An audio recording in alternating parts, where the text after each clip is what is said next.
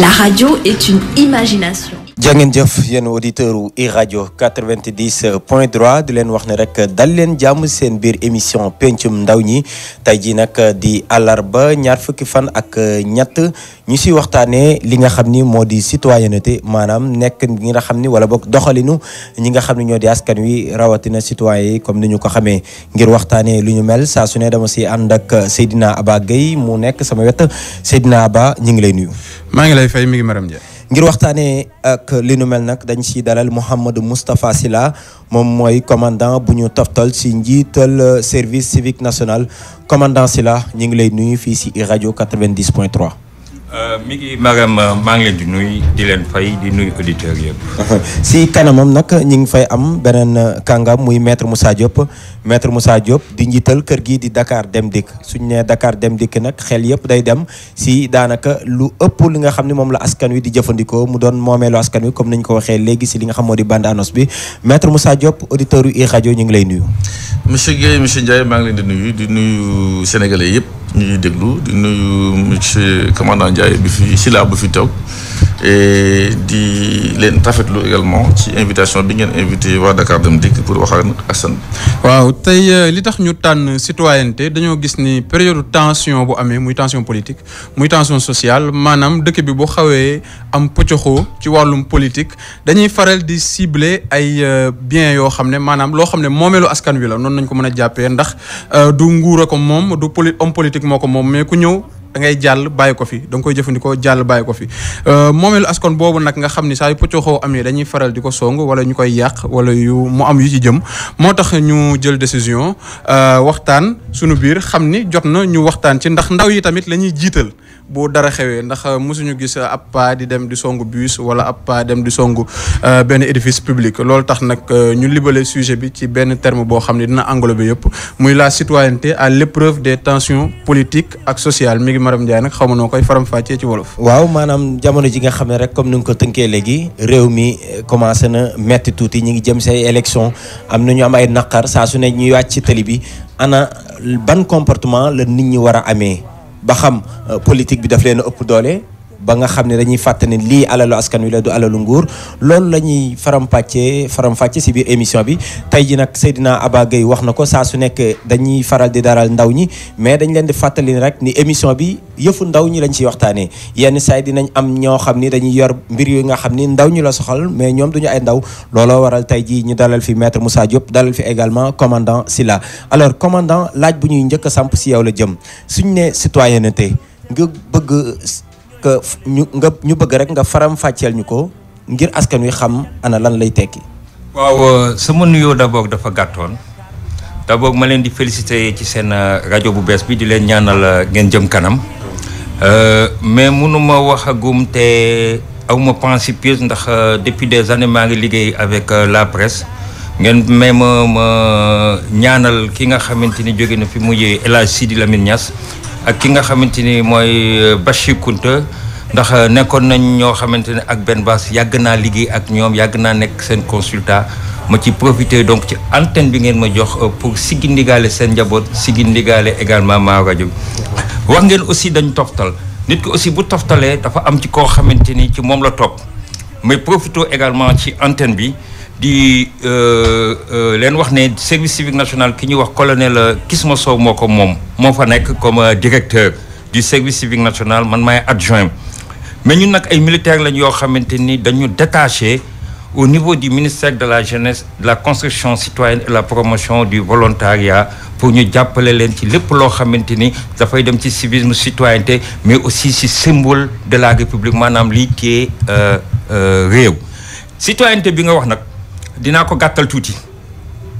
dafa am ñaari façon sénégalais nit ki mën na nekk citoyen maanaam mooy ki nga xamante ni lépp luy waree fam lépp luy waru garam mi ngi koy def ci côté yëpp muy ci côté bi jëmalee askan bi kanam ci wàll koom-koom ci wàll nekkin bu rafet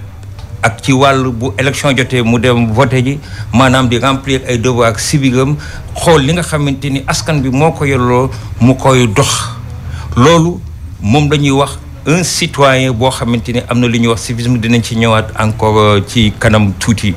muy citoyenneté mooy loo xamante ni daal en quelque sorte mooy ki nga xamante ni dina doxal lépp lu war a fi habitant nag mën nga nekk sénégalais nekk habitant mooy lan mooy yow lépp loo xamante ni lu baax la ci réew mi lu war a doxal réew mi yow toppatoowuloo ko yow li ngay toppatoo rek sa bopp moo la ñor ni askan bi di demee loolu yëpp sa nekk kooku mën nañ ko tuddee sax habitant sénégalais. mais suñu ne tey jii service civique national ñoom nga fi teewal yow yaa topp si directeur bi est-ce que si tënk bu gaaw rek mun nga wax askan wi tey jii yéen lan mooy seen mission. ñun suñu mission mooy d'abord mobiliser ay jeunes recruter leen defal leen formation yooyu nag bëri na ay fànn yoo xamante ni jot nañ ci évoluer. ndax dañuy jël ay jeunes former leen formation bi 7 semaines lay am day am partie militaire ak partie civique ak partie boo xamante ni moom mooy dem ci wàllu promotion du civisme bu njëkk nag suñu mission doon nañ ko doxal bu baax mais tribune bi mi ngeen ñu may danañu wan ne dana ma permettre ma wax leen ne suñu mission tamit am na lu bëgg lu ko gàllankoor ndax bu njëkk agence la ñu woon bi ñu toogee nekk agence en 1998 nga xamante ni amoon nañu tous les moyens dañoo ñëw ba nga xamante ni ñëw nañ ci 2000 ñu tas agence bi def ko simple direction boobu moo tax nag am na yu bëri mënuñu koo def léegi ci biir formation yi mën naa la ci limal yenn yoo xamante ni jot nañ ko def ci formation yi ndax formé nañ ay volontaires yoo xamante ni initiative développement local ay volontaires yoo xamante ne animation socio-éducative lañ mais aussi dañ leen di aider aussi sur la réinsertion ndax jot nañ fi formé en 3 semaines ñoo xamante ni ils sont devenus des techniciens de l'agriculture des techniciens de semence pardon nan lañ leen def dañ leen di yóbbu fu mel ne Thiès CNEPS ñu yóbbu leen fa jàngal leen d'abord discipline lan mooy discipline maanaam nan ngay doxalee bu la jàngalee discipline ñu defal la formation militaire boo xam di nga xam militaire yi nan la nit ñuy vivre ba pare ñu jàngal la li nga xamante ni moom mooy symbole république nan nga ko defee ba pare ñu jàngal la métier ndax ci 3 semaines ñun parce que modèle boobu ñu ngi ko copier ci armée mooy li ñuy wax formation qualification à un emploi ci 3 semaines yi dañ lay jël former la jël ay techniciens supérieurs en agriculture jël ay ingénieurs en agriculture nga def formation rapidement théorique ba pare ñu yóbbu la fu mel ne ay Sangalkam nga xamante ne am nañ fa ay ferme civique ñu jàngal la en même temps ma daanele ci ñi nga xamante ne ñi ngi en cours mooy ñuy wax les volontaires d'appui aux communes maanaam ñiy ñaaxee suuf si di ko joxee ni nga xamante ni également ñu ngi koy defee ñuy wut ay kayitu juddu ay kayit mariage et tout ça formé nañ ci tey ay volontaires yoo xamante ni ñu ngi dans les communes ma xamal la ne daal en quelque sorte ñun dañoo am mission nationale ñu ngi liggéey ak 45 départements on travaille avec tous les ministères mais léegi amatuñu doole bu ñu amoon ndax les moyens font défaut malgré appel chef de l'État bi nga xamante ni defoon nañ ko à notre endroit muy en 2017 pour armée nationale et service civique national pour ñu pousser Sénégalais yi ñu gën a xam lan mooy réew. dinañ ci ñëwaat ci kanam bu ñu gënee xuus ak maître Moussa Diop. naam quand même Aba ñu signalé ko bëri na ci askan wi ñoo xam ni ba tey jii xamuñu luy service civique national mais dinañ ci dikk léegi ak yow incha allah. ci biral bi ngeen ni war a biral seen activité ak seen image maître Moussa Diop ci li ñuy ñëw. balaa ñuy dugg ci Dakar Dem Dikk perte yu muy subir bu manifestation amee lan mooy Dakar Dem Dikk ak naka la ko woon askan wi war a gisee. bon askan bi war nañu gisee Dakar Dem Dikk comme seen moomeel loo xam ne ñëpp ko bokk comme ni ngeen ko waxee léegi ci introduction émission bi nga xam ni bu bis manqué coow am ni naan effectivement de revendication état bi deful dara bu bis amee yenn minorités yi ñooy ñëw. di yàq di toj je dis bien des minorités parce que la majorité des Sénégalais nekkuñu ci loolu te ñu ngi koy condamné ñu ngi leen ci gërëm di leen sant mais dem ak dikk bi la ci Dakar ak lu ko wër la woon muy Dakar Dem Dikk muy société boo xam ni mi ngi juddu d'abord ci Sotrac bi fi nekkoon ak difficulté yu mu amoon tolof yi difficulté yooyu tax Sotrac dem Dakar Dem Dikk juddu mais avant ça amoon nañu fi garage du gouvernement am fi également lu ñuy naan RTS mooy Régie des transports du Sénégal mais yooyu yëpp jaar nañ fi ba egg ci fii tey man lu may wax ci mbir mooy société boobu dem na tey nga xam ne état bi moo yore presque plus de 76 et quelques % ci capital bi dem na ba xam ne tey dépassé na Dakar donc dem na ci banlieue bi yëpp ba ay Kounoune ay Tawfekh yëpp mi ngi fay dem ba yéen di nga gis ay 228 léegi jóge na fa mi ngi jëm léegi ci Sénégal yëpp parce que démocratisation du transport la ñu wax te loolu ñi nga xam ni amuñu doole ñoo koy jël parce que tarifu Dakar Dem Dikk mën naa ne c'est un tarif social mooy paas bi mën naa ne depuis 1998 ba léegi xooluñu montant bi yokk ko te pourtant essence yokku na gasoil yokku na frais yëpp yokku nañu mi ngi fa jógee tamit mais ñu ngi bëgg a dem sax léegi ci loo xam ne mi ngi naan Afrique Dem Dikk projet boo xam ne la defe naa ne fii ak ay weer da ngeen gis mu taxaw te son excellence le président Macky Sall bëgg na ko te incha allah daañu ko mettre en exécution mais boobu ñu ubbi aéroport bi aussi gis ngeen difficulté ñu naan dañuy rater seen avion parce que naka la ñuy dem ba dem fa mais loolu yëpp Dakar Dem Dikk mi ngi koy assuré 30 minutes dem mu dem fa ba nga tey affaire rater sa avion ak yooyu c'est derrière nous wala amul donc loolu moo tax ma ni difficulté yooyu ñuy rencontrer te ñëpp moom ko vraiment dara mënul justifier nit boppam métti wala mu am lu ko naqari sur le plan politique mu dajeeg bis bi nga xam ni parce que nous sommes le service public le mieux organisé mën naa ko waxee noonu parce que fu nekk la ñuy dem guddeeg bëccëg muy taw je pense que 2 heures temps dong la ñuy tëdd parce que 23 heures boo gisee da nga gis bis yi di dem ay service spécial boo demee également ci ay 3 heures du matin ngeen gis ne génnaan nañu dem ramasser waat gars yi pour 4 heures du matin 5 heures ñu nekk ci yoon bi loolu yëfu ñi la ñii di liggéey ñii di dem ci hôpitaux yi ñii di jàngi ñii di dox seen ay yitte donc jël ko di ko yàq man je trouve que c'est la moindre des choses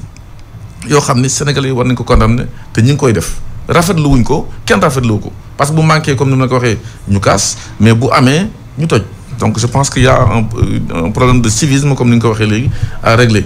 je pense que au-delà du problème de civisme ci lu ma bëggoon ñëw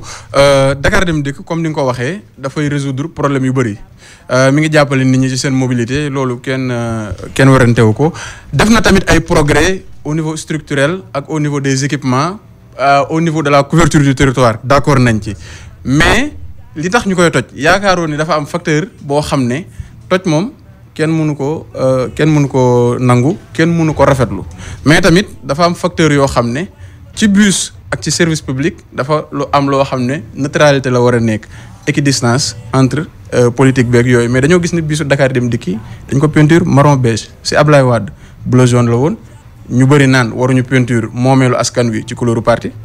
ci Macky Sall marron beige la ñu koy kaas pareeguñu teer bi ñëw nekkaat marron beige ak yeneen est-ce que yaakaaroo leen ni di peinture ay moomeelu askan wi ci couleuru parti wala muy am connotation parti dafay tax askan wi duñ ci gis seen bopp niñ ci waree gis seen bopp bien que mi ngi leen di jëriñ.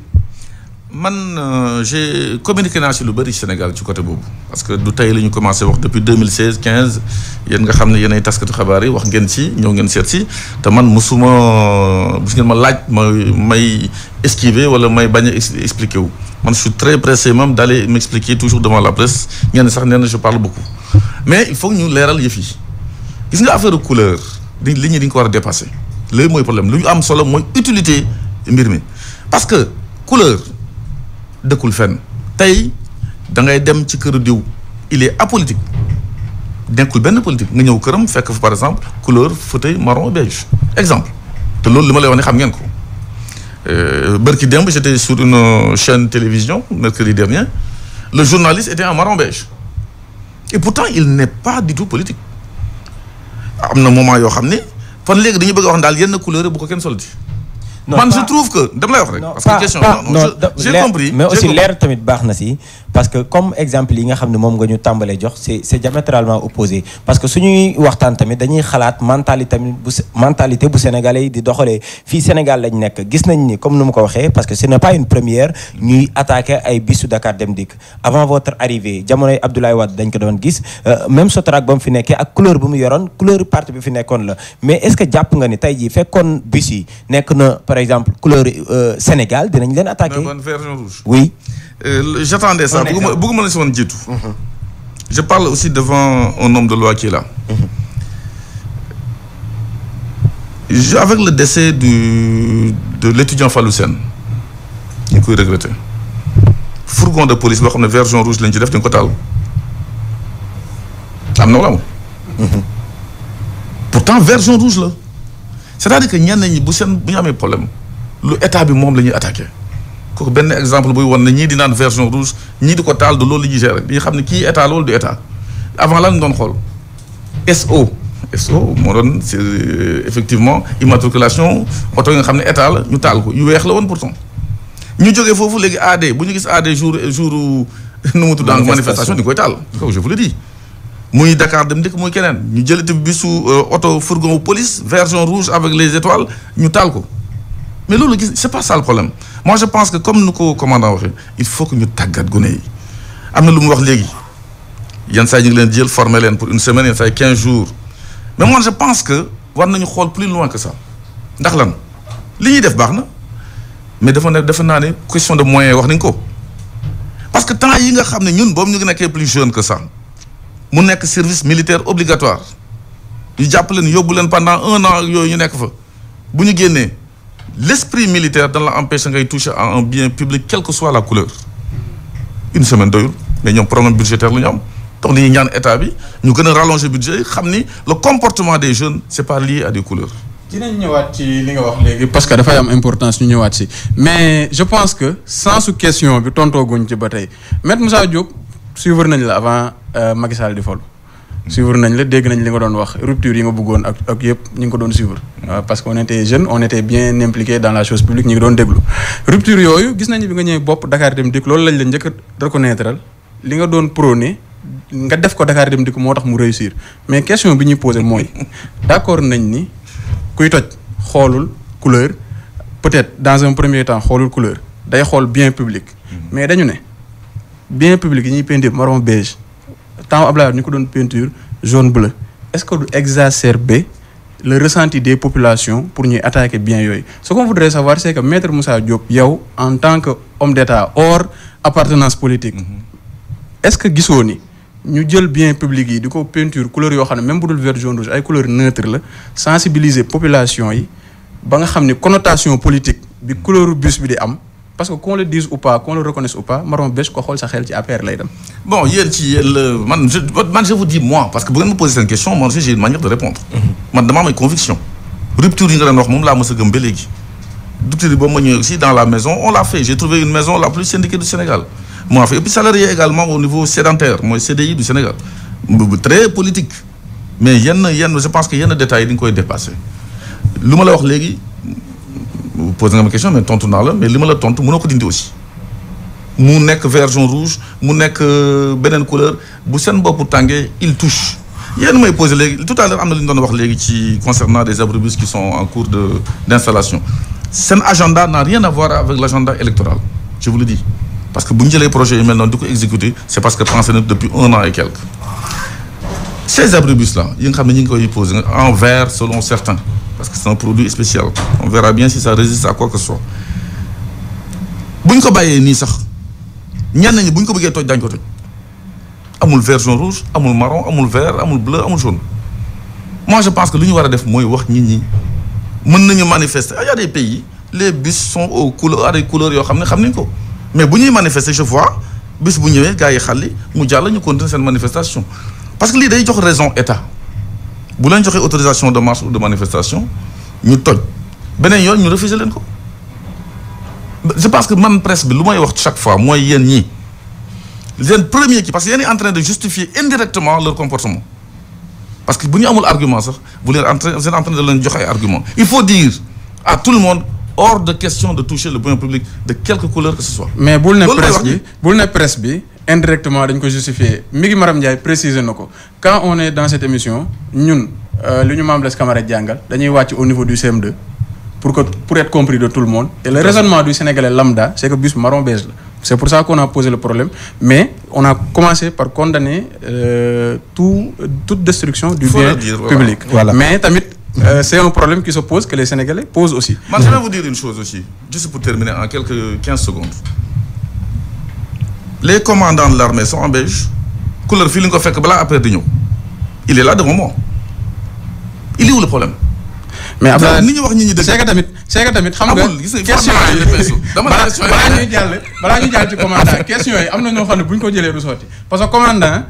Senghor fekk ko muy sol blanc par exemple mu def ko vert blanc Abdoulaye Wade ñëw def ko jaune bleu Macky Sall ñëw def ko marron beige ils ont une couleur unique depuis le départ qu'ils modifient selon les codes de l'armée mais pas selon les codes d'un parti au pouvoir.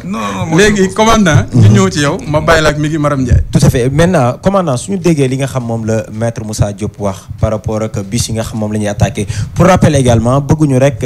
maanaam sëgg si bisu Dakar Dem Dikk yi parce que on a constaté que ni su fekkee ni manifestation dafa am na ay édifices publics yi nga xam dañ leen di attaqué par exemple Sénélec en 2012 2011 attaqué nañ leen daanaka fépp fu ñu fekk Sénélec attaqué ko mais est-ce que loolu aussi firndewul ni kuréel yi si mel ni ki service civique national nekk si ministère bu ñu dénk wàllu ndaw ñi construction citoyenne seen mission nekkul da ngeen ko fayir suñu mission fayeguñ ko comme ni ma la ko waxee woon en amont boo xoolee historiquement service civique national a toujours accompagné les jeunes mais politique boo gis dafa laaj des moyens et on peut nit ki mënul joxe lu dul li mu am beneen bi ñun mënuñu former plus de 100 personnes par année parce que budget bi moo ñu ko mayul mais par contre tenté nañ fi li ñuy wax programme national de promotion de civisme et de la citoyenneté ñu jóge fi dem Fatick jóge fi dem Kolda ñëw Guédiawaye xam nga avec quel moyen foofu laay profiter remercier les forces armées sénégalaises parce que commandant zone militaire bi nekk Kaolack moo ñu jàppale bi ñu ñëwee ci carburant commandant zone militaire numéro 4 mooy bu Tambacounda moo ñu ci jàppale jox ñu fu ñu lekk ak fu ñu tëdd de même que commandant zone militaire numéro 6 parce que bu leen fàtte ñun dañuy liggéey avec des civils et militaire du question moyen amul rek day résigné wu maanaam day ne duma dem on a tenté le ministre bi ñu waxtaanee ak moom temps yooyu Mame Mbaye Niang moo fa njëkkoon nekk accompagné ñu de même que le ministre Pape Gorgui Ndong mais bu leen fàtte ne budget aussi assemblée nationale moom moo koy voté ñun essayé nañ les gouvernements scolaires essayé nañ gis nañ ne aussi bi ñu wootee appel aussi parce que gis nañ ne am na yenn doxalin yoo xamante ni doxul ba chaque fin du mois même ñuy organiser ay cérémonie de couleur ñun chaque fin du mois ñi ngi wër di dem ci école yi di def ay appel au civisme et à la citoyenneté et tout récemment Mariama Ba moom moo ci mujjee. Malgré tous ces efforts on a constaté que ndaw ñi ñi ngi xëy di attaquer bus yi di attaquer li nga xam ne askan wi maanaam ñu amul doole ñoo si war a dugg ngir dem université suñu yaay yi amul doole ñoo si war a dugg ngir dem ndugg ji mais ñu ngi leen di attaquer est-ce que kon encore une fois ma posé waat question bi nekkul ni daneen lajj parce que dafa mel ni rek yow commandant si émission bi dag ñoo bëgg a wan ni problème moyen ngeen am point final. xam nga problème moyen bu amee aussi les ressources humaines de qualité sont là te am na loo xamante ni boo ko waxee yéen presse bi sax parce que bu leen fàtte ni journaliste laa ne yéen j'ai été journaliste j'ai été consultant depuis 2003 et je suis doctorant en communication man xam naa mais am na loo xamante ni boo ko waxee day heurter sensibilité yi mais dinaa ci laal tuuti yow mii di wax yow laay waxuma ñeneen ñun chaque fois ñuy dem émission ñu ngi envoyer des communiqués de presse pour demander à ce que la presse vienne en appoint mais neexul ba neexul duñu gis kenn te nañu waxante dëgg gars yi fu nga xamante ni yaakaar nañ fa bu ñu fa demee ñu delloo leen seen billet ñoom danañ fa ñëw mais ñun ko amul nan lay joxee nit ki billet exemple plusieurs fois mun naa la woon ay communiqué de presse. maintenant ma jox la benn exemple léegi maa ngi ñëw li nga wax nii. dafay nekk loo xamante ni daf ma ñor d'abord dama applaudir bi ngeen ñu invité ñi ñu invité bëriwul mais tey yow ni ngeen ñu invité ñu mën a wax ci civisme ak citoyenneté est-ce que ñeneen ñi bu ñu ko defoon ak ñeneen ñi du ngeen nekk un relais bu boobaa dinaa ne waaw mais yéen seen wàllu bopp aussi dafa am loo xamante ni des na tuuti et ci côté yëpp laay wax parce que tey même boo nekkee dans un état soo amul un bon conseil juridique boo amul un bon conseil en communication ça ne va pas aller mais n'oubliez pas que aussi une mission demande des moyens parce que xam nga ko et jàngal nañ la ko en journalisme. Bon ok je vous laisse la parole. d'accord nañ parfaitement ak li nga wax d'ailleurs looloo waral donc pencum ndaw mi taxaw fii si biir iRadio ndax gis nañ ni ndaw ñi def nañ taxaw seetlu souvent waxtaanee lu jëm si ñoom manqué na si médias yi maintenant lu ñu la bëgg a wax rek mooy comme exemple bu ma la bëggoon jox léegi quand on parlait de citoyenneté ngay wax problème de moyens tey ji suñ jëlee ministère bu yor wàllu ndaw ñi ñoom ñooy tàggat ñi ñuy dutee moniteur de collectivité éducative yi ay ndaw la ñuy doon pourquoi pas tey ji ñooñu mun nañ doon ay relais parce que ñooñu ay xale la ñuy formé gi yaa ngi wax école yi également loolu yëpp ay solution la dinañ ci dikkaat pour xool yan solution lañ mun a teg ba nga xam ni lépp luy citoyenneté maintenant pourquoi politique yooyu doo leen ko utiliser parce que dañ ne construction citoyenne mais malheureusement sur le terrain on ne voit rien. y a les faits ak li nga xam ne moom moo xew. li ma bëggoon a yokku ma ñëw balaa ngay continuer Guèye nga baal ma. boo laajee tous les inspecteurs de l'éducation et de la formation chaque mois ñu ngi dem di def cérémonie de levée de couleur def nañ ko ba def ko Cayenne xam nga fan mooy Cayenne c'est à 7 kilomètres de la frontière avec la Gambie jour boobu j'ai distribué et mu ci profité remercier le directeur de l'intendance ñoo xamante ni seen lépp Gambie lañ ko doon defee on a donné 38 laa la drapeau du Sénégal à tous les chefs de village parce que dëkk boobu toog na 300 ans te musul am courant mu tombé le 8 mars de l'année passée xam nga ñun politique gun armée dafa am devoir du ñu toog di ko exhiber mais à chaque fois ñun xamante ni maa yéen bu baax même bi ma nekkee dégg pas on envoie tout le temps des communiqués de presse mais yéen ñi war a nekk relais informé pour ñun ñi ngi prêcher la bonne parole mais yéen duñ leen gis. mais commandant munoo làqatu si ginnaaw presse bi pour mun a firndeel seen lajj bi ngeen lajj jëm si wàllu citoyenneté liggéey bi ngeen war a def. parce que parce que suñ la déggee ngay wax dafa mel ni yéen seen liggéey si maanaam fexe ba nit ñi taxaw suñuy way hymne national ñu taxaw ñu yéegal drapeau la parce que loolu rek nga fi wax par rapport question bi nga xam ne moom lañ la. li nga wax ni dama lay wax ne man na gisuma lu ma jagal làqatu ak lu ma jagal esquiver. du ay joxe ay drapeau dem ci école yi yaa ngi ko doon wax di nga ñëw tout de suite suñu mission looloo taxoon man aussi par discipline rédactionnelle bëgguma woon wax loo xamante ni yow posé gooma question mais damay sauter si occasion bi moo wax la dafa am plusieurs appellations ñun tey bu ñu taxawee ne le président Macky Sall dañuy foog ne ñun par exemple APR la ñu wax parce que il faut que les gens soient sémantiques.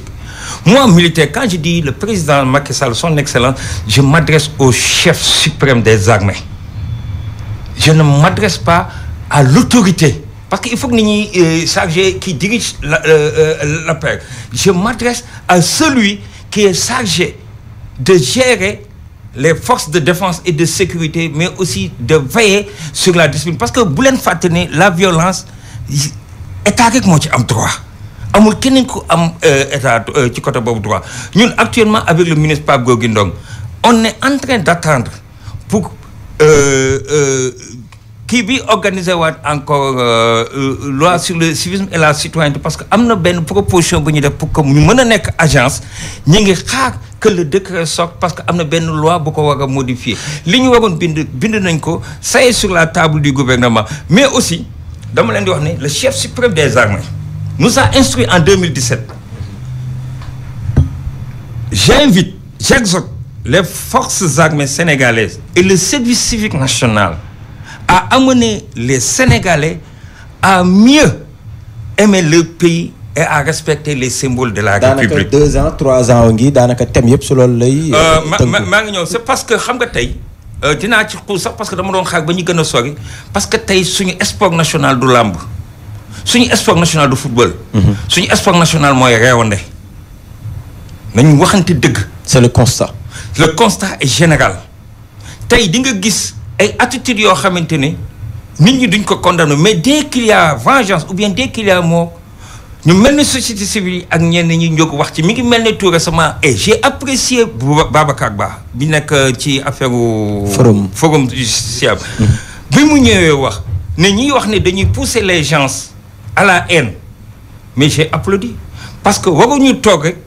bu fekkee boy na nga xas bu fekkee boyul ñu boyal doo leen dénoncer alors que dafa jàng ngeen ko en communication vous êtes sortis du CESTI il y a ce qu'on appelle le traitement de l'information sensible qui se résume en 7 points soo bëggee ma résumer la ko premièrement muy sécurité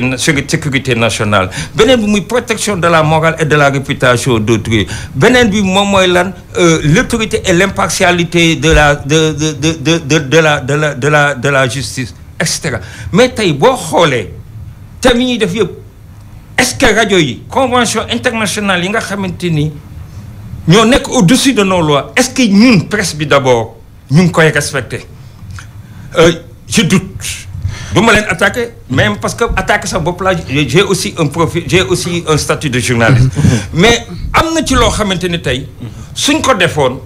defe naa ni comportement yi bëri dinañ changer dinaa ne bu boobaa xam nga ñen ñoo njëkk échec du service civique national c'est la presse parce que yéen a war a nekk suñu accompagnateur. commandant foofu laa bëgg a ñëw. xam nga depuis sànq yaa ngi wax presse mais dañoo toll foo xam ne ak mutation yi communication ak information am la presse n'a plus le monopole pour communiquer sur certains points. Il faudrait aussi que service civique national bu bëggee yenn aspect communication wala yenn aspect objectif am yi mu atteindre ko faw mu dugg ci domaine communication mais wax nga problème mu budget fa laay defee transition pour ñëwaat si DG Maître Moussa Diop. Je pense que y a un point boo xam ne agence nationale yi ak société nationale yi war nañ fa mën a soutenir les services civiques parce que am na manque à gagner boo leen am ci ay bus yu ñuy kayase wala genre yooyu. Est-ce que tamit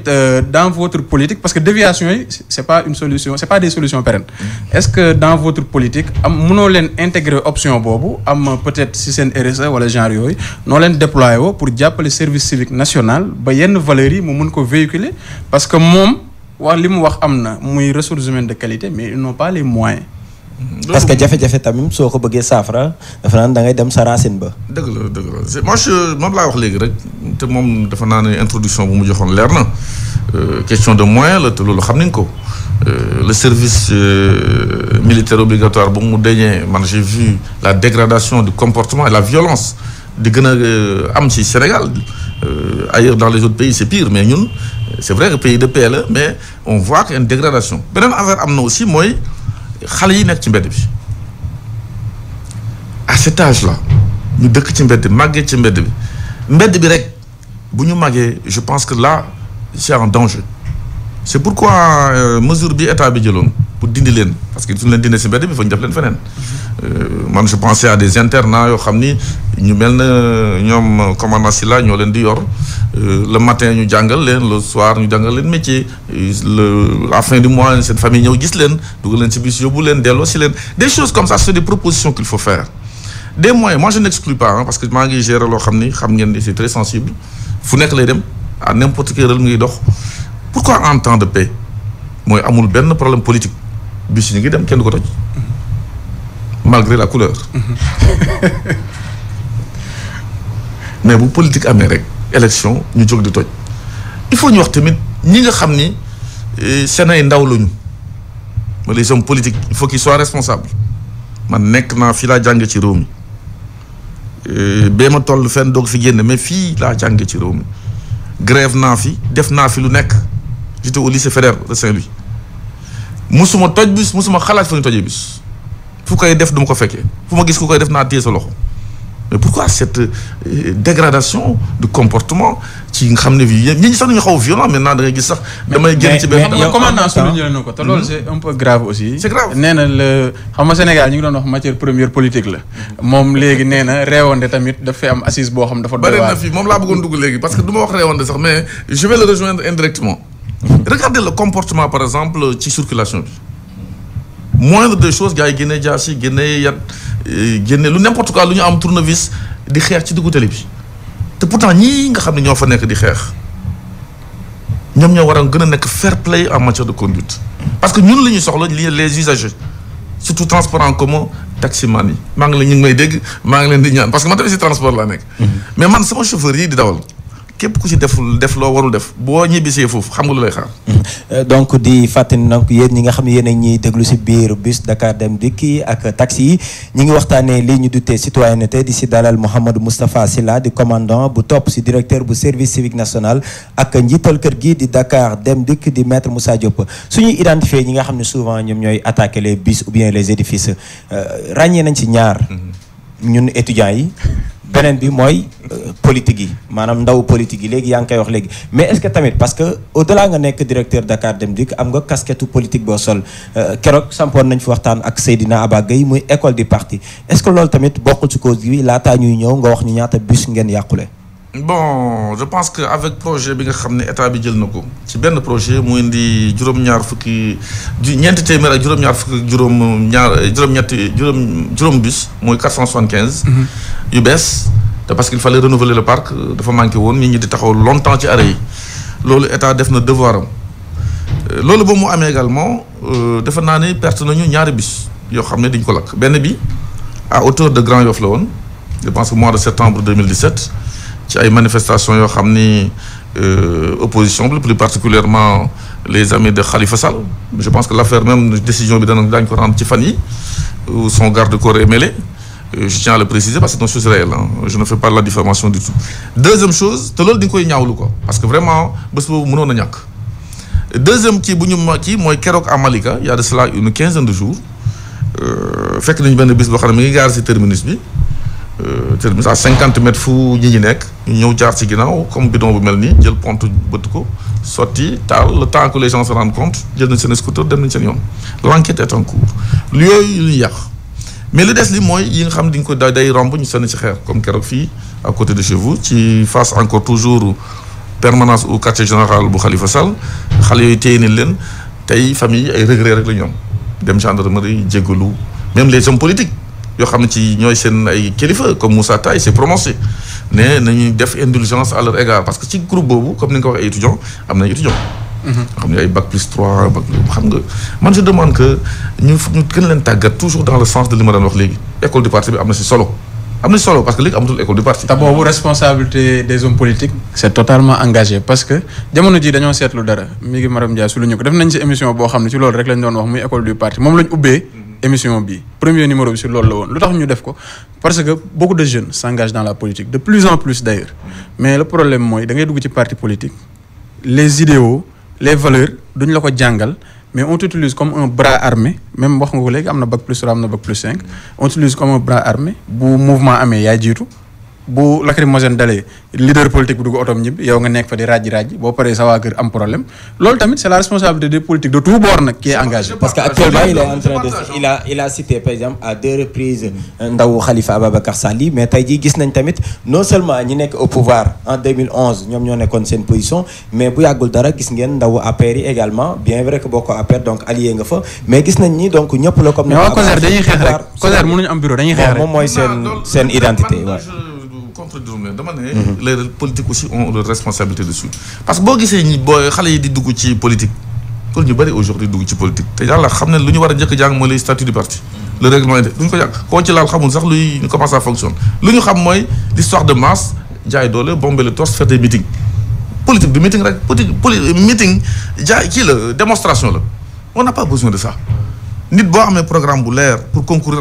sur ce pays lu fi am d'accord nga wax ko mais nag il faut faire des propositions mais nit ñi je pense qu'ils sont plus dans la dynamique de destruction de wan maa la ëpp doole et ça dégénère malheureusement aussi politique am nañ ci responsabilité mais étudiants yi aussi fa nga xam ne fa la ñuy former nit ñi fa leen di tàggatee leen jàngal lu bëri instruction éducation muy enseignement supérieur man je ne peux pas comprendre ñu jël bus Dakar Dem Dikk boo xam ne ñoom la gën a jëriñ kidnappé ko dugal ci biir taal. mais man gis naa il y a quelques années dama koy saluer au passage sax muy Geoffroy Félix Dacosta je pense xam ngeen ko. ndax moom moo nekkoon président fédération élèves étudiants bu Dakar. il avait pris une initiative boo xam ne c'est à saluer te je pense que aussi domaine universitaire bu leader yëpp defoon noonu. parce que collaboration boo xam ne la nuyu woon ak Dakar Dem Dikk à chaque activité Dakar Dem Dikk doo doon ñëw war na sax étudiants yi bénéfice bi ñuy am ci bañ a toj bus avec des navettes du pavillon A vers le campus pédagogique loolu lépp je pense ay initiative la yoo xam ne ci temps boobu wane na njëriñam parce que bëri na étudiants yoo xam ne ils ont vu que avantage yi ñu mën a am ci bus yëpp amaguñ ko sax parce que bus yi mënagul dugg ci biir campus bi ndax caillassage bi ak vandalisme bi mais loolu tamit damaa jékki-jékki gis mu taxaw parce que Dakar Dem Dikk doon na ñoo may étudiants yi ndogu xam nga loolu tamit dafa nekk ay initiative yoo xam ne bu nekkee dafay am entre société nationale boo xam ne bien au Sénégalais yi la yor ak étudiants yi nga xam ni tamit quoi qu'on dise des fois dañuy jiital seen xol au lieu ñuy jiital seen xel je pense que initiative yooyu bu ñu koy continuer wala yéen xaw ma lu tax ngeen arrêté ko mais boo leen koy continuer dina mën a jur njëriñ beneen njëriñ bi sànq brossé nañ ko mais ba tey duggoo ci man dama bëggoon société nationale yu mel ni yéen ngeen jàppale service civique parce que même bu société nationale bu nekk jëloon 1 million 2 millions jox ko service civique chaque année mu def 2 activités ak service civique lu bëri dina avancer. bon man loolu je pense que partagé naa ko vraiment mais ñoom amu budget social parce que budget social boo koy am ci société boo xam ni dafa jaaxaanoon sax complètement en faillite léegi ñu koy tegaat muy xaw a tàngee mais retrouvé gul toujours ses marques mais on a redressé tout n'est pas encore rose il faut le dire on a amélioré mais ñu ngi encore ci ay yenn difficultés yu ndaw parce que tarif social la ñuy def il faut ñu xool foofu tamit parce que y a des pays yoo xam ni machine mooy calculer tarif bi chaque année indice du coût de la consommation. kenn du ci indi problème parce que xam nañ ni at bu nekk la vie devient de plus en plus chère mais fii depuis 20 ans ñu bàyyi ko noonu moment boobu tarifu Dakar dem dikk di nekk 150 francs en 98 c'était 325 francs le litre du carburant gazole tey ñu ngi si 595 et quelque te dara bougéwul c'est le même tarif askan bi nag bëgg nañu muy yomb mais bu ñu bëggee tamit bis yuy ñëw waxtoog yooyu yëpp c'est un coût mais li ngay wax tamit am na solo mais daañu ko xoolaat programme la mais étudiants yi dama bëgg a dellu si ñoom sur un point parce que. te point boobu li ma la ci yokkal pour nga eggale. yaa ngi lim waa Kër Khalifa ni yàq nañ bus yàqaat bus mais ki jiite initiative boobu ci waa Khalifa la boobu ce qui veut dire que étudiants yi boo toogee waxtaan ak ñoom bépp boor politique bu ñu nekk l'essentiel c'est que il faut que les gens se retrouvent. non on ne met pas tout le monde dans le même panier. xam nga affaire responsabilité pénale c'est individuel pas collectif bu ñu jàppoon 10 personnes sax ku nekk daañu la wax loo def ci affaire bi sa responsabilité ci biir moom mooy tax peine bu ñu lay jox donc côté boobu moom je ne mélange pas les pinceaux mais dama bëgg a wax étudiants yi l'État a fait beaucoup de choses il faut ñu xam ko tamit ñuy wax ak xol ñu bàyyi ñuy wax ak xel ñu bàyyi di wax ak xol parce que ci projet 475 bus yooyu ma leen di wax am na bus yoo xam ne indiwoon nañ ko fi ñu def ci bus universitaire je sais pas si vous l'aviez vu au départ. gris. non yu blanc la ba ci baax diñu ci bindoon en noir mais ci bus yoo xam ne la un peu blanc et gris ça tire un peu sur le gris mais gris clair pour ñoom la woon dafa waroon di dugg par Cheikh Anta Diop serpenter dans l'université génne corniche pour ñoom parce que gis nañu li ñu naan couloir de la mort ci ginnaaw li ñu doon dox foofu mooy couloir boobu dafa sori mais le temps que ñu leen koy jox la première institution du pays ñëw fa ñuy sànnee xeer man maa jël décision ne du ma ko def j'ai pris les bus je les ai mis en location en privé muy indi xaalis mais étudiants yi bëgg nañ leen dimbale mais il faut que aussi minorité boobu di def loolu gars yi cadre yi la xam ne ñii c'est pas logique parce que yomb na trop loo xam ne pour indi ko fi c'est tellement difficile mais en 2 secondes ngeen taal ko. location bus yooyu jëm si wàllu APR yeeg ñoom seen dinañ ci dikk léegi mais commandant si yow la ñuy dellusiwaat par rapport ak li nga xam ni wax nañ ko am na ab laaj bi nga xam sax Alassane daf la ko sampal mais laataa ñu siy dikk am na souvent ñi ngi koy wax. ginnaaw ba ñu gisee ni limal nga ñu ay formation yi nga xam ne yéen a ngi koy def ay tàggat mën na bëri dem si dëkk bu ne mais su fekkee ni jafe-jafe référence aussi dafa am su ndaw ñi est-ce que loolu di indi ay dina tax yéen seen liggéey yomb parce que exemple bu gën a vivant yàggul dara on a vu hier un ministre de la République di wax ni moom par exemple recruter na ay gros bras pour élection yi nga xam moom la ñu dëgmal deuxième bi on a vu le parti au pouvoir ou bien la coalition au pouvoir yabal ay ndaw tuddee leen marron du feu maanaam solal ay punkalum jëm ay ndaw am doole solal leen ay mano pour nga xeex su naree am est-ce que absence de repère boobu noonu indiwul jafe-jafe yi ñuy dund yëpp. absence de repère bi d'abord xam nga boo nee civisme wax citoyenneté wax ci encore incitation à la violence boobu da nga koy d'abord commencer ci nit ki kër gi mu jógee est-ce que waajur yi ñu ngi yàgg seen doom. est-ce que am nañ seen temps ñu ñëwaat encore tey boo xoolee moitié 24 heures yëpp élèves yi mi ngi koy passé ak professeur am est-ce que professeur am mi ngi koy ñaax ci côté boobu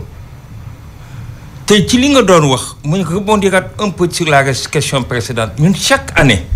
ñun ñooy def cours inaugural man mi personnellement avec le ministre de l'éducation pour la rentrée de l'école et en même temps li ñuy wax ubbi tey jàng tey dañu ciy dugg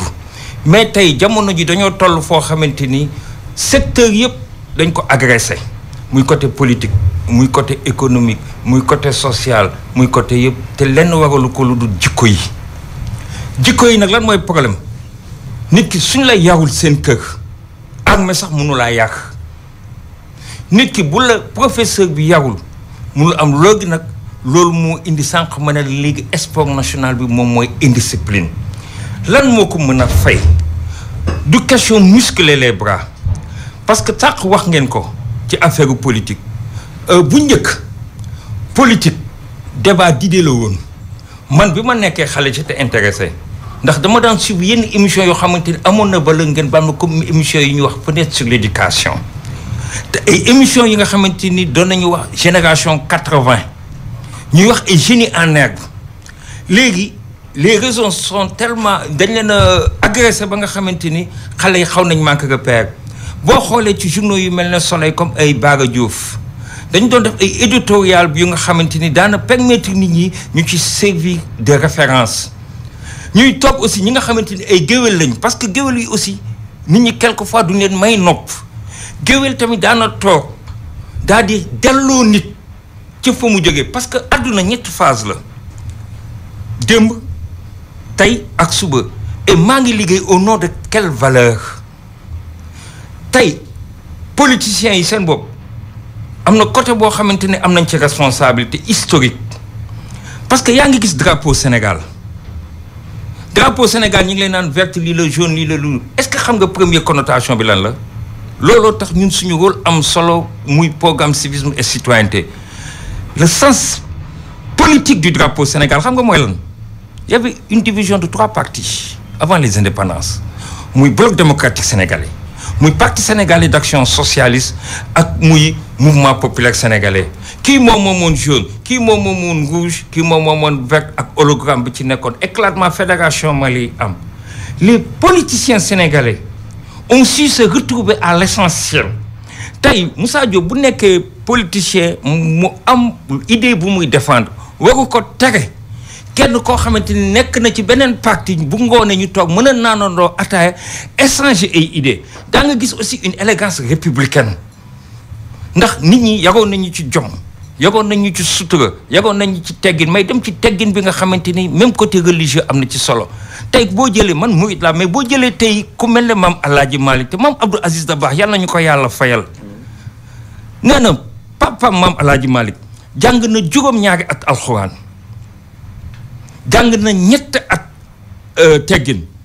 mu ne bu yëgoon day jàng juróom-ñaari at teggin ak ñett at alxuraan ñu ne ko lu tax mu ne keroog teggin yombal xayaam yàlla mën na mu bëtu malaaka yi ba nga xamante ne danañ la mën a rawale tey boo xoolee message yooyu nga xamante ni les grands érudits daan nañ ko def muy aussi ci jàngu bi ba ci ñoom Théodore monseigneur Théodore Adrien Sarr seen message yooyu ñu doon def pourquoi les gens oui on a constaté que ni malgré lii ngay wax yëpp ak effort yi nga xam ni donc guide yi nga koy def gis nañ ni ba tey coppite amul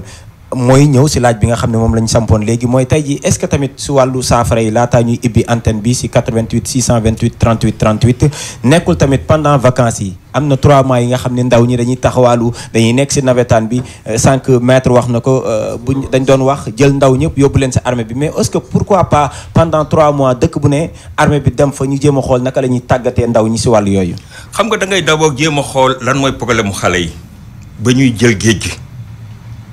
da ngay xool problème mu xale yi lan moo tax ñuy def lii pourtant armée am na benn solution les gens ne se réfèrent pas souvent à l'armée mais tey armée mën na la jàngal benn métier en 4 mois lu mat au moins 17 métiers moom la ñu formation qualification à un emploi parce que tey xale yi foog nañ ne lépp mi ngi ci Eldorado est-ce que xam nga tey Chine ak Japon ñoo ko gën a riche ëpp ko ay ressources naturelles xam nga lan la ñu ëppee dañoo am kilifa nit bu amul kilifa da ngay mel ne benn kii oiseau ni nga ko waxee encore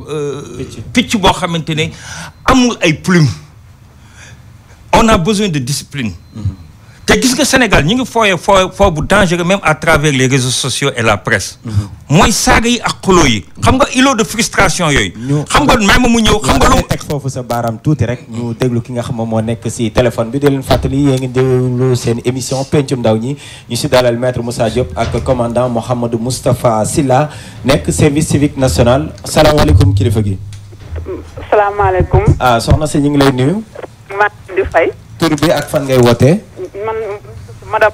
Diop madame Samba Diop. ci daal Diop allo. allo oui soxna si ñu ngi lay déglu madame Diop. waaw maa ngi leen di nuyu d'abord. di nuyu commandant Sylla. di rafetlu également sujet bi ngeen abordé. tout si jamono ji nga xam ne contexte pré-électoral bi. tout à fait. waaw nga xam ni léegi élection yi ñëw xol yi jóg intervention de part et d'autre. mais commandant Sylla dafa wax léegi lu am solo nee na mbir mi balaa ñu kaa saafara foofu ñu xam lu tax ndaw ñi di def lu ni mel sa gis-gis ana lan moo ko waral. waaw man nag sama gis-gis c'est très simple ñaari point la déjà il faut que ñu def éducation à la citoyenneté d'abord. il faut que d'abord ñoo xam lan mooy citoyen parce que nekk citoyen du question rek am naa la nationalité. mais il faut que am ay attitudes yoo xam ni attitude respect par rapport aux autres citoyens respect par rapport surtout aux biens biens yi nga xam ne ça n'appartient pas aux partis politiques. Ce ne sont pas des qui appartiennent à une tierce personne. ñun ñëpp ñoo ko bokk. donc il faut que ñu apprendre à respecter ces biens. tout à fait merci beaucoup donc di ko jaajëfal baax a baax moom madame Diop donc doon addu wax ne rek faw ñu dellu ci école ya muy éducation citoyenne donc dinañ xool Aba également ak maître Moussa Diop yan solution pérenne lañ mën a indi ngir fexe rek ba lu ni mel dootul am au-delà de Dakar Dem Dikk mais lépp loo xam ni moomeelu askan wi la gaa ñi di ci bàyyi xel ba bañ ko laal. man loolu je pense que dafa fekk loo xam ne dafa war a am quoi c'est ce qui doit être parce que affaire citoyenneté comme l'a dit. maître nga baal ñu rek ñu jël ki nekk ci ligne bi parce que am na keneen ku bëgg askan wi wax ak yéen directement. wax ak yelleef rek mais aussi wareef la. voilà allo waaw asalaamaaleykum esprit de devoir. asalaamaaleykum ñu ngi kontaan émission bi. waaw sëñ bi tur bi naka la ak fooy woote. kii Diop la Guédiawaye. waaw Diop maître Moussa Diop mi ngi lay déglu jamono ji ak commandant Sylla. waaw madame maître Moussa Diop li ma ko jëkk laaj daal xam nga ma def tuuti parenthèse maanaam depuis dafa wax nii daal ñun handicapés yi dafa ñu diggal ay carte de transport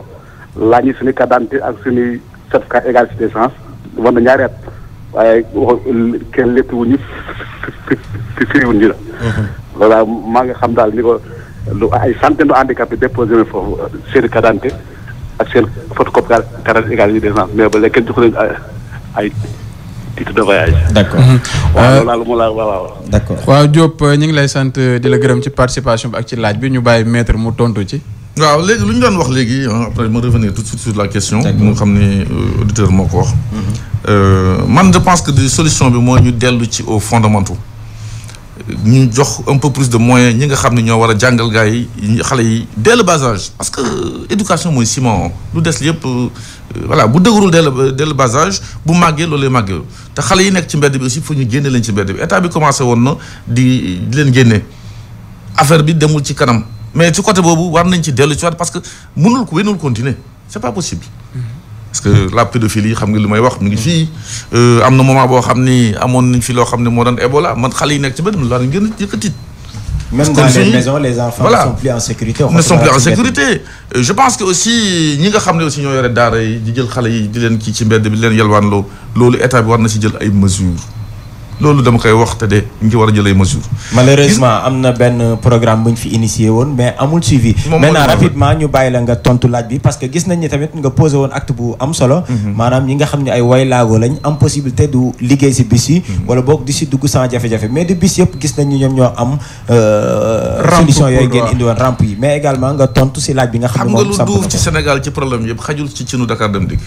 mais nag Diop non maa ngi ñëw. man dama lay tontu bu leer ak précision mais pour vous dire rek ku nekk fu ñu la compal ci responsabilité nga def li nga war a def man ci dem ak dikk bi li ñu ma jox ci affaire carte d'égalité des chances effectivement j'ai dit ñëpp ñoo xam ne ñu ngi yore carte d'égalité des chances dañuy ñëw déposer carte bi seen carte d'identité ak dossier yi ñu leen laaj ñu jox leen carte de transport gratuit pour année je dis bien fu ma toll nii tey ñu sommes le 23 je pense dans 15 jours les cartes vont être distribuées parce que début d'année comme c'est annuel. janvier lañu nekk dañu koy distribuer mu sotti. il y a même pas quelques jours am na 3 jours le directeur commercial ñëw na pour ma signer ñu jàpp benn date mais loolu yëpp dama ko war a arrêter également ak sama ministre des transports parce que affaire bi c'est de l'affaire de l'État.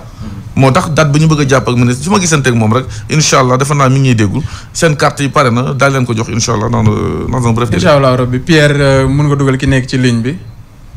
allo. allo oui. kilifa gi ñu ngi lay nuyu ak tur beeg fay wootee. waaw man Ousmane Diaw laa tudd.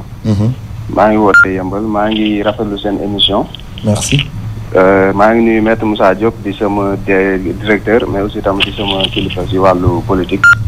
ak naataangoom du mu toogandoo si plateau bi je pense que ni débat bi nekk na débat bu am solo boo xamante ni ñëw na ci waxtam. donc tey ñun lu ñuy wax en tant que jeune. mooy que ni tey duñu war a conscientiser ndaw ñi pour que tey li ñuy def ñu bàyyi ko parce que nekk na ay actes yoo xam ne c'est des actes ignobles yoo xam dañ koy ñaawlu. parce que bus yi comme li maître wax rek je pense que ni duñu gis doomu ministre jël ko wala doomu député jël ko je pense que ni ñun ñu koy jël mooy ñi nga xamante ni xëy na suñu. donc kooku mi ngi dem na. di ko jaajëfal baax a baax. keneen na ngi ci ligne bi. ñu enchaîner. laataa ñuy dugg si pàcc bu mujj muy saafara bi. allo. salaamaaleykum. waaleykum salaam ñu ngi lay nuyu kilifa gi tur bi ak fooy wootee. waa Amath Ndiaye maa ngi woote au Parcelles Assainies à unité 11. sëñ Amath at lan mooy sa gis-gis ci waxtaan bi. waaw moom dama bëggoon participer quand même en fait ce que le commandant Sylla. waaw ndax Sylla je pense très bien que ni il a touché le gros lot.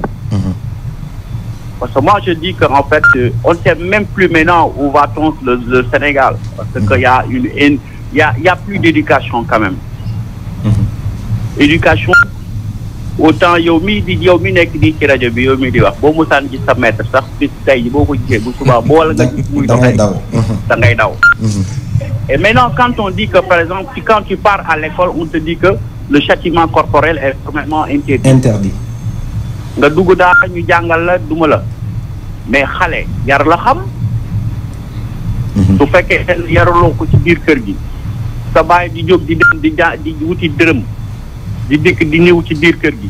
d'abord xale bi yàq na xale yi ci biir kër gi amatoo sax kersa par exemple bu njëkk buñ mosaan toog nii en fait dara am ci yow da nga dal mais maintenant léegi rus kersa amatul kersa boo amatul maintenant en fait d'une part en fait y a un président qui disait par exemple la jeunesse sénégalaise était une jeune malsaine. Maintenant les conséquences vont venir. lan mooy saafara bi sa gis-gis. saafara bi xam nga mooy lan. ñi nekk ci bopp bi par exemple les politiciens en fait surtout les acteurs politiques. parce que am na loo xam ne c'est nous dans nous. gis nga ñi nekk ci maanaam ay comme les commandants yi là il faudrait quand même à ce au moins moom ñu jox ko benn émission dafa war a am émission. pour éduquer bu njëkk yaa ngi daan dégg éducation morale éducation civique loolu ñu ko daan jàngale ci école yi mais maintenant ça amatul. da nga daan gis drapeau tey jii boo musaan dugg école nga dikk taxaw ñu yëkkati drapeau nga dikk taxaw ba pare. ñu retourner maintenant léegi y a plus même dans l'armée sax. formation bi ci daan am ba mu gëjee am c'était en 1987. la ñu gëj a former des militaires. donc amatul. merci beaucoup ce qui veut dire que sur le côté d'enseignement. les enseignants il y a plus d'enseignement parce que depuis bi ñu supprimer école normale amatul enseignement. il y a plus d'enseignants. amatuñu li nga xamante ne liñ daan jàngale bu njëkk amatul. nos valeurs yooyu yëpp amatul dara amatu ci. xale yi gis nga seen colin gi. ba pare nag les acteurs politiques les politiciens. ñoom des fois dañuy yee fitna. fitna boobu. c'est nous dans nous il faudrait quand même qu'on essaie d'apaiser la tension qui est en train par bombe atomique la mi ngi ñëw. d'accord sëñ Amath Ndiaye ñi ngi lay sant di la gërëm participation bi am na solo mais dafa am loo xam ne faw ñu taxaw ci. balaa ñuy jëlaat élément parce que dafay am solo maître Moussa Diop wax ak sénégalais yi xamal leen tamit parce que temps yi gis nañ ni déviation yi bëri na. te li ko waral ñun ñëpp xam nañ ko mooy tension bi nga xam ne dafa palpable ci seen politique bi mais bëgg nañ xam tamit Dakar Dem Dikk wax nga ne taal nañ seen ñaari bus mais ñaata bus ñoo nekk à l'arrêt à cause de ces manifestations là ak lan ngay wax nit ñi pour ñu yeewee ko ndax commandant wax na ko ci kër yi la mbir yi war a tàmbali lan la ngay wax nit ñi ñu yeewee ko seen doom yi ba nga xam ne du ñu topp violence bi ñu leen di woo bay yàq ay bus yoo xam ne ñëpp lay jëriñ. bon d'abord am na loo xam ni wax nañ ko fii léegi te yéen a soulevé woon cas bi mooy li ngeen gis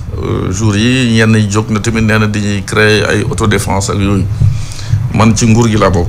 ñu responsabiliser ma leen loo xam ne c'est très sensible d'ailleurs mooy dem ak dikk bi. moi je pense que comme nu ko commandant waxee léegi la responsabilité de la sécurité des personnes et des biens ce sont les forces de l'ordre la police la gendarmerie ñoom ñoo ko yor. kenn mënul def vengeance lay doon. ku la defee lii nga fajal ko sa bopp. donc dañuy juge yi ñu waroon saisir pour ça du ñu am seen rôle donc côté boobu également ñu ngi jëm ci ay échanges politiques man la réponse pour nga xam ni parce que borom caq ak borom baatu nen. mënuñoo xeex. tey yàq yomb na je pense que ñi nga xam ne ñi ngi créer ces choses là nañ ko arrêter parce que baaxul ci réew. mais say bis lañ dugg ba ñuy dem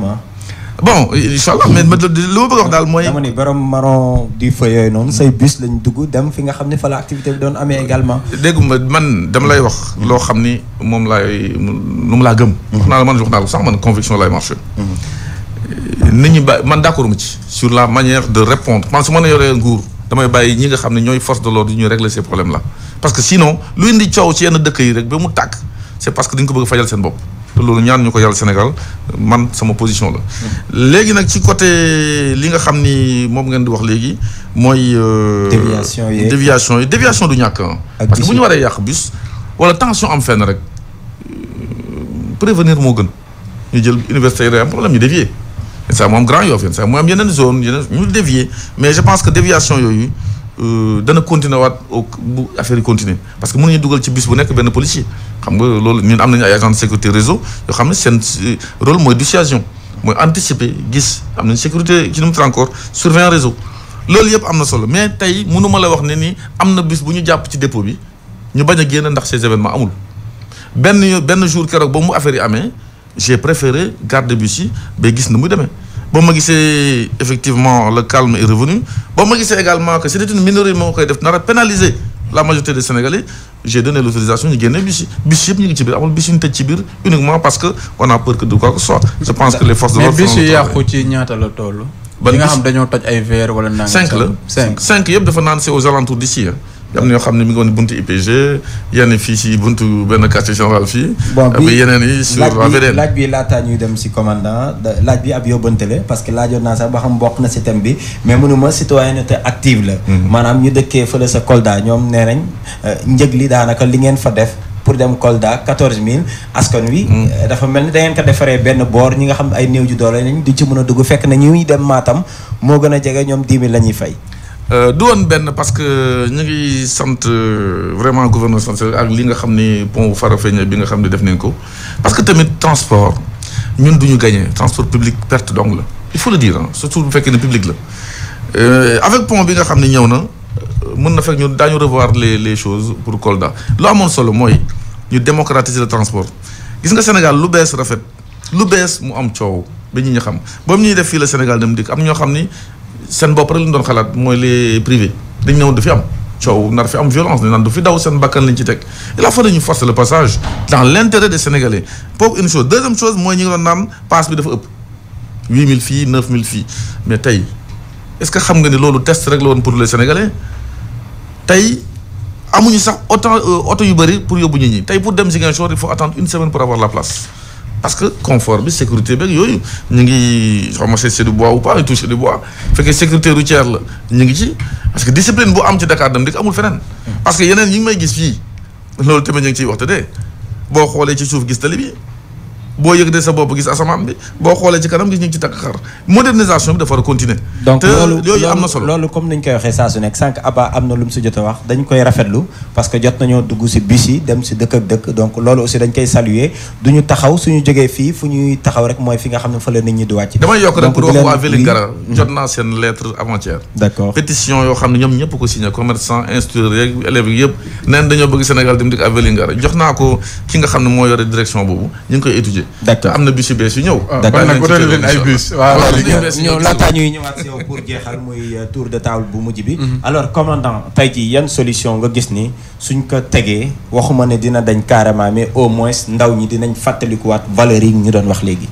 avant may ñëw ci loolu dafa am ci lu ma njëkkoon nekk xam naa ne temps bi tënk nañu. mais lii dafay lu ma ñokk ndax Sénégal ñi ngi wax découvrir nañ pétrole. ñi ngi wax or baa ngi fii léegi ñu exploité ko. mais man sama gis-gisu bopp en tant que service civique national nit ki loo am te amoo yar amoo teggin or ak pétrole ak yëpp ci am du tax nga émerger. foog ñu xoolaat jikko yi démb ñeme woon nañ di waxante dëgg di xoolante ci bët mais léegi nit ki duñu xool qu'est-ce qu'il représente en tant que valeur mais lan la poosam am il faut que ñu defaat ci attention. message bi aussi comme ni ma la ko waxoon ñun am pour service civique national du ay drapeau rek la ñu yemoon bien que bu ngeen bëggee ci affaire drapeau yi dinañ ci ñëwaat parce que gis nañ dégradation utilisation muy lu ñu mettitlu te wax nañ ko mais gisuñu presse bi ñëw fekk tey li nga xamante ni wax ngeen ko même ba ci passerelle yi ñun def nañ fi programme d'apprentissage à la citoyenneté active mais mënuñu amee nag aussi suñu baladeur di wër di yox ci mbedd yi ñi ñu mën a convier ñu ñëw ñoom ñoo mën a ñëw mais les gens ne sont pas intéressés ils cherchent généralement le sensationnel. Et maintenant pour ñu mën a trouver solution man je pense que Sénégal am na ay leaders d'opinion. ndax dëkk gëm-gëm la tey bu ñu jaaree ci kilifa diine yi jaar ci kilifa aada yi ñëwaat encore au niveau du ministère de l'éducation nationale jël li nga xamante ni mooy formation civique ak morale ñu jox ko dimension bi war je pense que dina contribuer mais xale yi tey lan moo leen gën a yàq surtout les réseaux sociaux parce que gis nañ ne lien bi nga xamante ni moo waroon a téye famille bi amul et deuxièmement dafa mel ne papa yi ak yaay yi dañu kak ak doom yi gis nga li nga wax ni une seconde rek laay jël da ngay gis tey technicien bi nit ki buy sol dara parce que culture dafa am solo wala muy def leneen war na xool lii ban valeur la tey jigéen a ngi takk chaîne ci tànk chaînette di dem est-ce que xam nga ñooñu ñan ñoo ko doon def jigéen ñi doon sëy ak jigéen nit ki buy cultiver day cultiver lu rafet tey encore des na nga gis góor ñi nga xamante ni ñi ngi dox ñàkk teggin di dox ak ay silib yuy génn ñu naan check down ak ay à la mode mais loolu non mais loolu mooy ñàkk léegi dafa mel ni commandant foofu ñu defal ko émission bis de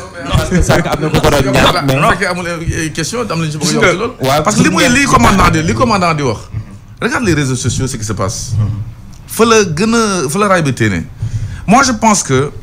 dañu war a xoolaat segg ko te parce qu'il y a des mesures qui sont en train d'être prises par nguur gi yéen ñi yore presse bi war leen bàyyi benn wax bu ñaaw di jàll ngeen koy publier ku saagee fële nga raat te dégguñu la fii ça ne fait pas effet. mais média yi quand même am na benn rôle bi nga xam ne ñu bàyyi saaga mais réseaux sociaux yi par contre lañu mënul contrôler. mais kooku dama naan état mi ngi ciy jël man xam naa avec cybercriminalité xam naa la ma Pape Gueye le commissaire mi ngi ciy liggéey bu baax a baax. te d'ici peu ku fi defati dara daañu leen tepp xam ne fu mu jógee noo ubbee compte beeg yëpp. mais je pense que également am na ñoo xam ne dañuy nekk ay exemple comme ces rappeurs là ñu dégg comme ni ko commandant aussi yore seen tenue vestimentaire qui n'est pas un exemple. di saaga ay saaga yoo xam ni institution li ñuy saaga wala keneen sax saaga sax sa naataango c'est de l'incivisme. loolu diñ ko war a arrêter. te ñooñu la pourtant saaga yooyu ñuy saaga man bu fekkoon dañu toog seen Parcelles Assainies fële di ko wax man du ma ko dégg fii. mais pourquoi yéen ngeen koy relayer. ah léegi mi ngi après posé naa la question pourquoi ngeen koy relayer. léegi xam nga kii dafa temps bi daf ñu tënk xam naa dañ lay jox 20 secondes nga wax sa mot de la fin balaa ñun ñuy tëj mais li mi ngi Maram Ndiaye wax rek xam naa loolu laa lay relancer waatee boo waxee ba pare ñu may la nga tàggoog askan wi ak ñi nga xam ne ñooy usager Dakar Dem Dikk. man daal lu ma ciy wax. mooy waxuma yéen rek waa rajo dama ne toute la presse ak ñi nga xam ne dañuy communiquer nañu bàyyi di relayer ay wax yu ñaaw. merci. li mu wax nii. man tamit presse foofu laay tàggoo. d'abord maa ngi leen di remercier. parce que le fait que yéen ngeen xalaat ñu te démb ngeen ñu woo ñu ñëw. ñun ku ñu woo ñu ñëw. parce que on a besoin de parler. d'accord et de donner le bon message. d'accord mais tey li ma gis nii. damay ñëw ci exemple rwandais. d'accord bunte yi dina ibbeeku beneen yoon commandant parce que édition bi mënuñoo romb heure bi. bon donc maa ngi saluer le chef d'état-major général des armées parce que man foofu laa bokk. di saluer également le ministre de la jeunesse di saluer le directeur du service civique national di nuyu aussi monsieur Moussa Diop parce que aussi ses réponses ont été très pertinentes. di woo ak di ñaax sénégalais yi nañ leen def ndànk ndax fitna du jëmale dëkk kanam. politique gestion de société la war nañ mën a toog ngoon guddi lekkandoo di bi daje ci réseaux sociaux yi daje fépp échangeante ay idées pour que Sénégal jëm kanam. yàlla na yàlla jàmm Sénégal dafa mel ni ku bëgg dibi nga ndax nee na ñuy daje ngoon di lekk dibi loolu lu am solo la ci réew maanaam daje waxtaan weccante xalaat looloo tax iRadio bi mu ñëwee mu teg émission boo xam ne amul woon ci paysage médiatique bi parce que émission de jeunes yëpp da doon émission yoo xam ne foo ak ree la woon mais émission de jeunes boo xam ne on parle des problèmes de l'heure des problèmes qui intéressent la jeunesse et des problèmes aussi des problématiques qui peuvent aider les jeunes à émerger loolu moo tax ñu samp émission bi moo tax ñuy rafetlu seen disponibilité ndax ni ko commandant waxee muy yow muy maître Moussa Diop directeur Dakar Dem Dikk démb lañ leen woo ngeen wuyu mënoon ngeen yebal ñeneen mais da ngeen préféré ñëw ngir wax ak askan wi ñu dégg leen moo tax ñuy rafetlu seen ñëw di rafetlu ñi ñu doon déglu di jéggalu Serigne Saliou Dem suñu technicien bu mag bi nekk iRadio ndax lekk nañ ñeenti minutes am di gërëm Sele Diallo mi nekkoon ci caméra bi pour chaîne YouTube bi di sant ñëpp di gërëm ñëpp mi ngi Maram Ndiaye di la bàyyi nga tàggoog auditeurs yi. di leen jox dig daje àllarba bi di ñëw ci beneen émission. La radio est une imagination.